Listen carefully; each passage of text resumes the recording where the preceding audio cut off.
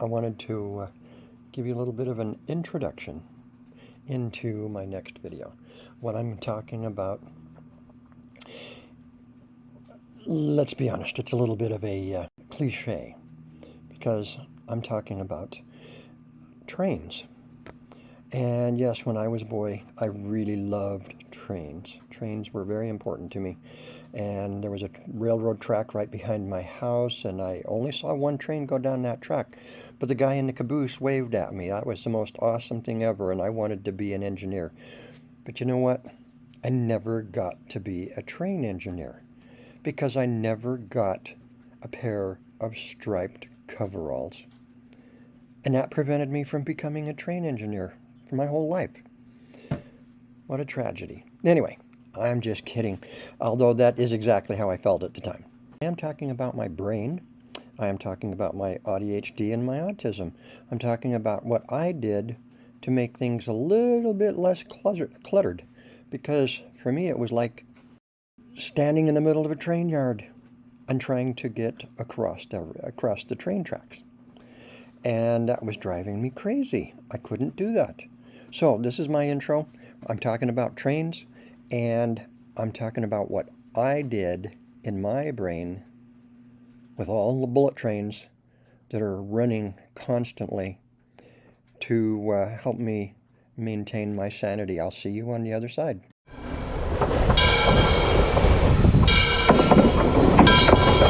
Hey there. Today, I wanted to talk about my personal experience with ADHD.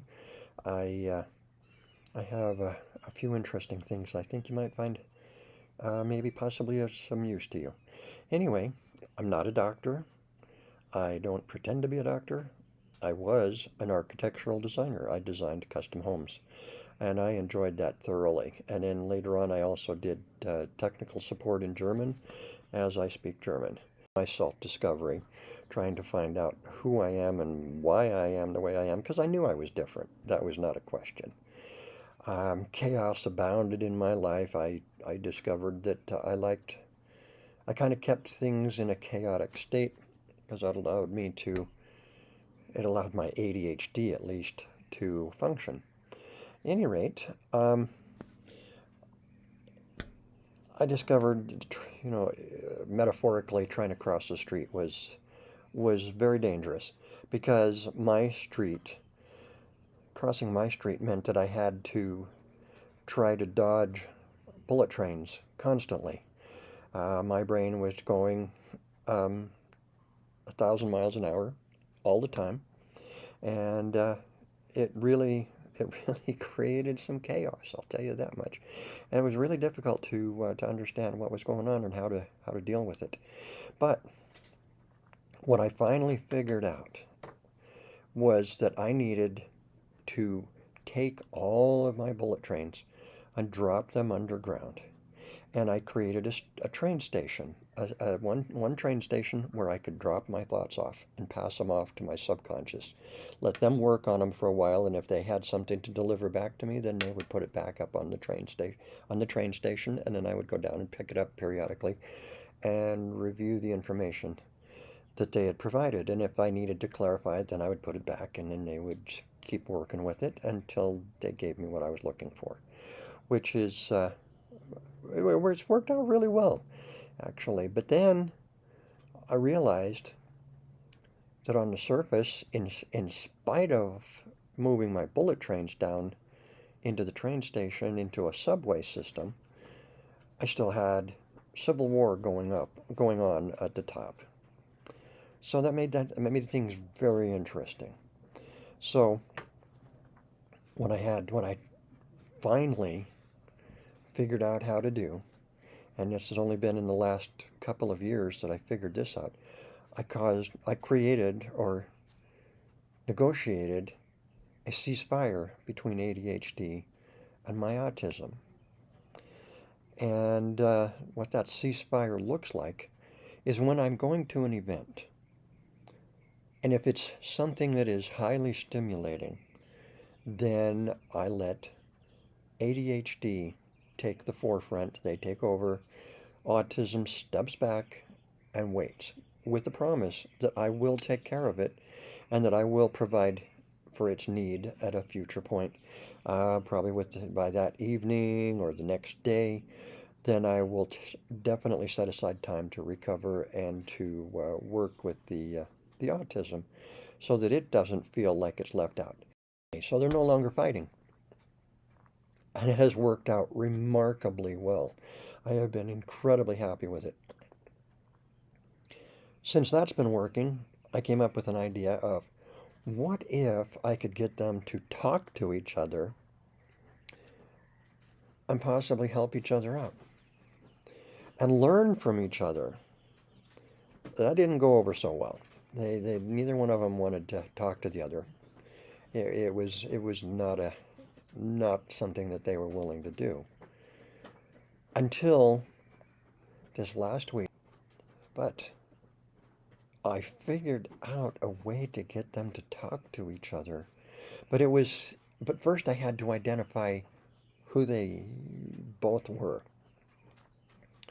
And so I started talking to each of them and trying to figure that out. It was really quite remarkable. I discovered that the ADHD was trying to protect the autism from a lot of the pain and suffering by manifesting itself in different ways.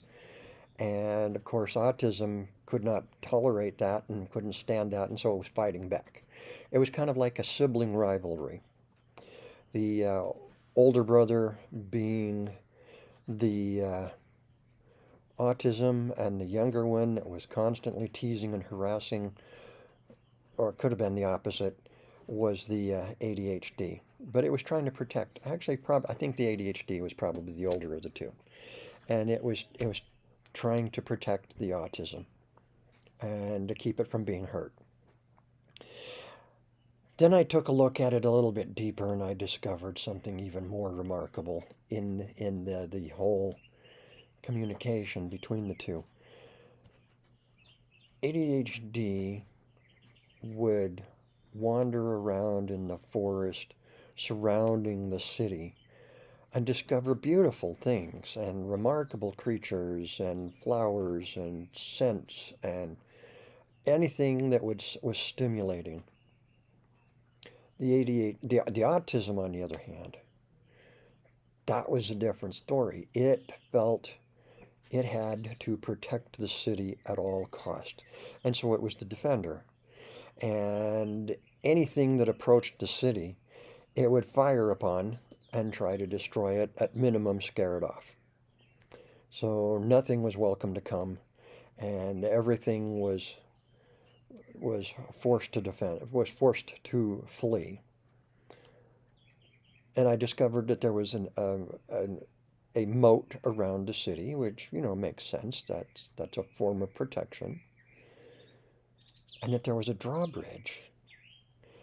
But autism never let the drawbridge go down, ever. It was not going to allow anything into the city and possibly harm it.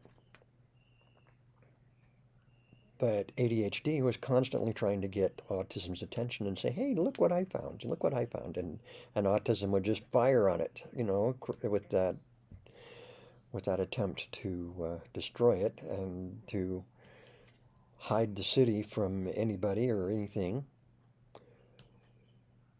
But I just made a huge discovery when I was speaking with my therapist. As I was talking with them, it just finally opened up in my mind that if I make ADHD the gatekeeper, and autism will remain the defender, but ADHD will communicate with autism to let them know if someone is friend or foe. And if they are a friend, then we determine whether they're just invited into the forest to wander around and see the beautiful things there, or if they truly are an ally, into the city. And possibly get to know autism, which would be a completely awesome experience. So that is where I'm at right now. I'm working on learning how to communicate between my ADHD and my autism. And I find it fascinating that they're both open to the idea and that they're both willing to communicate in those terms. And it's a remarkable experience that I'm starting to explore. Like I said, I just discovered that a few days ago. Remember to like, subscribe, and ring the bell. That would be fantastic. And I promise I've got more information coming soon. To close this video, I've chosen to simply say, let's talk, let's listen. Everyone has a story to tell. Goodbye.